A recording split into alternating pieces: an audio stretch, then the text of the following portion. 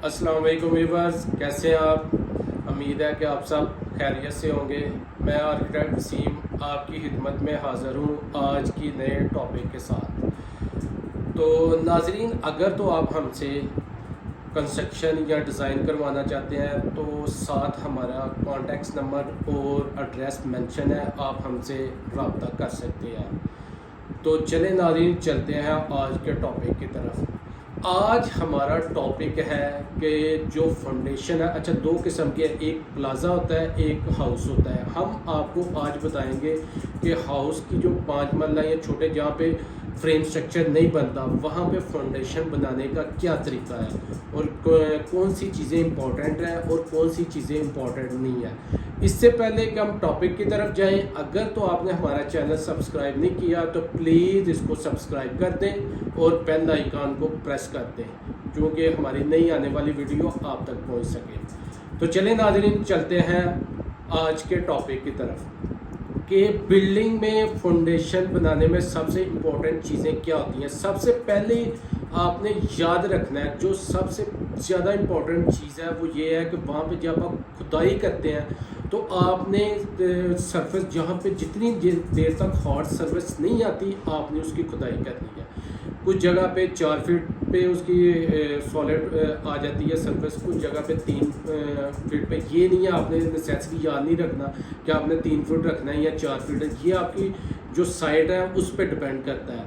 अगर तो 1 फीट के बाद भी या 2 फीट के बाद आपकी आ जाती है सरफेस सॉलिड, तो आप वहाँ तक ही रहने दें। उसके ये आपकी खुदाई, और आपने खुदाई करनी कितनी है, उसकी चौड़ाई कितनी रखनी है, जैसे आपको साथ साथ ये इमेज में भी नज़र आ रहा होगा। सबसे पहले तो उसको आपने जो नक्शा बनाया उसका लेआउट करना है। प्लान जो आपके पास चुना है उसके साथ आपने पूरा नक्शा लेआउट कर लेना है। फिर उसके बाद जो फाउंडेशन में है ना, जो साइड जो आउटर साइड की वॉल है उनको कोशिश करना है आपने 3 फीट रखना है। जो साइड वाली या और इनर साइड को आपने 2.5 फीट करना है कि आपकी जो बाहर वाली आउटसाइड वाली वॉल है ना वो आपकी 27 इंच से स्टार्ट हो गई। पहला जो आप नीचे स्टेप लगाए वो 27 इंच, कि आपने साइड वाली वॉल का जो आउटर साइड वाली है उनकी 3 फीट रखनी है, अंदर वाली 2.5 फीट रख लेनी है। पहला स्टेप ये आ गया। दूसरा है कि इसको कंपैक्शन किस तरह करनी है। जब आपकी सॉलिड ये आपकी आ जाए तो उसके बाद आपने ना उसकी हल्की सी गुरमट के साथ या कंपैक्टर के साथ उसकी कटाई कर लेनी है। फिर उसके बाद क्या आपने करना है कि उसके ऊपर आपने बज्जर या ये ब्रिक का ब्लास्ट है ना, जो ब्रिक वो बिछा देना। दोनों में से जो सी एक चीज़ आपको बेहतर है इसको बिछा देना है। तो फिर उसके बाद आपने उसके ऊपर सीमेंट और रेत को मिक्स करके उसके ऊपर बिछाना है। फिर इसके ऊपर आपने क्या करना है, कंपैक्शन। इसकी आपने कंपैक्शन लाजमी करनी है। आपने गुरमट के साथ कर लेनी है या आपने कंपैक्टर ला के इसकी अच्छे तरीके से कटाई करनी है कि वो ज़मीन के अंदर बैठ जाए, सही तरीके से उसकी कंपैक्शन हो जाए। ये आपने लाजमी, इसको आपने मिस नहीं करना कि जितनी आप कंपैक्शन करेंगे आपको उसके ऊपर, उसके बाद आप चलेंगे या आपको देखेंगे तो उसकी आपको अंदाज़ा हो जाएगा इसकी कंपैक्शन हुई है कि नहीं। आपने कंपैक्शन अच्छे तरीके से करनी है। ये आपके ओके। और नाले आपने ये भी याद रखना है कि आप कोशिश करें कि लाजमी अपने घर में फाउंडेशन के अंदर टर्माइट प्रूफिंग लाजमी, वहाँ पे दीमक वगैरह के लिए स्प्रे लाजमी करें कि आप जो भी कीड़े मकोड़े ये आपके घर में एंटर होते हैं वो ना हो। तो ये भी उनका कुछ लिमिट टाइम होता है 10 साल के, मतलब ये टर्माइट प्रूफिंग आपने स्प्रे लाजमी, कोई भी स्प्रे आपने लाजमी करनी है। फिर उसके बाद आपने यानी इसकी कंपैक्शन जो आपने पहले जो स्टेप है वो 27 इंच का लगाना है नीचे ब्रिक का, उसके ऊपर जो आपने रखना है वो 27 इंच का रखना है। फिर उसके आपने 2 स्टेप लगाने हैं। फिर उसके ऊपर आपने आना है 22 इंच पे, फिर उसके ऊपर आपने आना है 18 इंच के।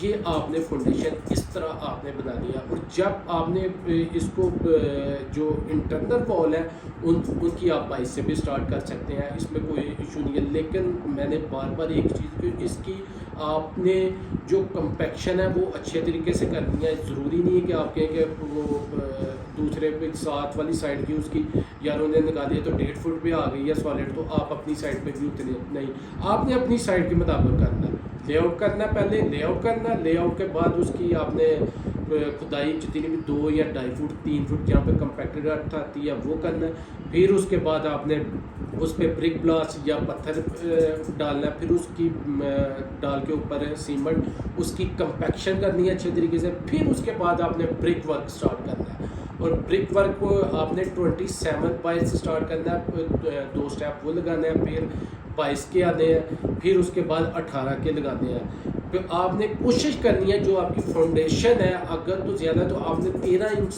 तक फाउंडेशन में रहना। कोशिश ये करते हैं कि 2 या 2.5 फुट लगा के उसके ऊपर 9 इंच की वॉल शुरू कर देते हैं। तो आपने कोशिश करनी है कि जहाँ पर अगर तो आपने फाउंडेशन में बीम ऐड करना है तो वेल एंड गुड है, अगर नहीं भी आप करते हैं तो वो तेगा लगता है। लेकिन अब जो चल रहा है वो बीम मोस्टली लोग जो है ना बीम डालें, तो ये एक प्लस पॉइंट है, होना भी चाहिए बीम। आपको ज़हनी तौर पे सेटिस्फेक्शन हो जाती है, लोड आपका जो है ना वो डिवाइड हो जाता है। ये आपने ऊपर या तो आप ऊपर आके जहाँ पे आपने ब्रिक ये आना है आपने सिल लेवल पे, यहाँ पे आप ऐड कर सकते हैं, या आपने फाउंडेशन के मिड में ऐड करना है, ये आप पे डिपेंड करना है। लेकिन बेस्ट है कि आप जहाँ पे 13 इंच ख़त्म हो उसके ऊपर 9 इंच पे ये स्टार्ट करें बीम डाल के। फिर उसका ये है कि आपका सिल लेवल जहाँ पे आए वहाँ पे ऐड करें, और सिल का और फ्लोर का ये कोशिश करनी है कि जो आपका बीम है आपके डोर इसी में कटाई करके नीचे रखें, और इसको अपनी वॉल्स के अंदर ऐड कर लें, 3 या 4 इंच को अपनी वॉल। इससे ये होगा बेनिफिट आपका कि जो आपको एक तो DPC से आपको वो नहीं ऐड करनी पड़ेगी, दूसरा ये होगा कि ये आपका DPC से ज़्यादा मजबूत होगा, और आपको सिल जो है ना आपके मकान में वो नहीं आएगी। तो ये क्योंकि कुछ लोग बहुत सारी केमिकल्स यूज़ कर रहे हैं जो और उसके अलावा ये यूज़ कर रहे हैं, कोई पत्थर यूज़ कर रहे हैं, DPC यूज़ कर रहे हैं। लेकिन सब अगर आप ये चीज़ें नहीं ऐड करना तो आप अपनी बिल्डिंग से ये आपके पास सबसे आप एक्स्ट्रा कॉस्ट नहीं लगाना चाहते, तो अपने बीम को ही एज ए सिल लेवल पे इस तरह कंसीडर करें कि आपकी वॉल के अंदर 2-2 या 3-3 इंच ऐड हो जाए, तो ये आप उससे भी आपका बेहतर इसके नतीजे जाएंगे। तो नाजरीन, उम्मीद है कि आपको आज के टॉपिक की समझ आ गई होगी। अगर तो आप कहीं पे भी कंफ्यूज हैं तो आप हमसे रब्ता कर सकते हैं, क्वेश्चन कर सकते हैं, जहाँ पे भी आप कंफ्यूज होते हैं आप हमसे पूछ सकते हैं। तो हमारी नई आने वाली वीडियो तक अपना ख्याल रखिएगा। अल्लाह हाफिज़।